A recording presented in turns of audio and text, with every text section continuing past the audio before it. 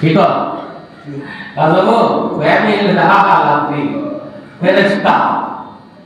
ফেরেশতা একটা গুর্জ হাদিস শরীফের মধ্যে আছে ফেরেশতার হাতে এমন একটা গুর্জ থাকবে হাতুড়ি থাকবে ওই হাতুড়িটা যদি উহুদ পাহাড় আরব দেশের সবচেয়ে বড় পাহাড় উহুদ পাহাড় এই পাহাড়ের উপরে যদি হাতুড়িটা একবার ছেড়ে দেয় তাহলে পাহাড়টা ধুলা হয়ে যাবে আর ওই হাতুড়িটা ওই নাদান ওই মূর্খ দুনিয়াদার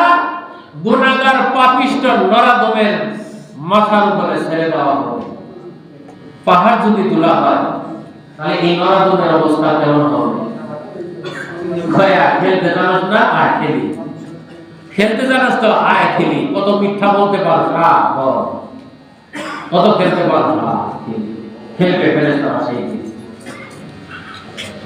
আর নেককার বান্দা কবরের মধ্যে আরামে থাকবে শান্তিতে থাকবে সুখে থাকবে জান্নাতের বাগান এমন সময় আরাম আর আয়াত জান্নাত দেখে আল্লাহর নবী বলেন কবরে একা একা একা একা জীবন কোন সময় ভালো লাগে কি আপনারা যখন আজকে এলাকাতে আছেন বন্ধুর বিয়ে বাড়িতে গেলেন যাওয়ার পরে আযান হয়ে গেল মসজিদে গেলেন মসজিদে যাওয়ার পরে সুবহানাল্লাহ আলহামদুলিল্লাহ আল্লাহু আকবার লা ইলাহা ইল্লাল্লাহ এই শব্দগুলি বাড়িতে রেখে গেছেন না বেড়াবাড়ি সহ গেছেন বলেন এই শব্দগুলি নিয়ে গেছেন না রেখে গেছেন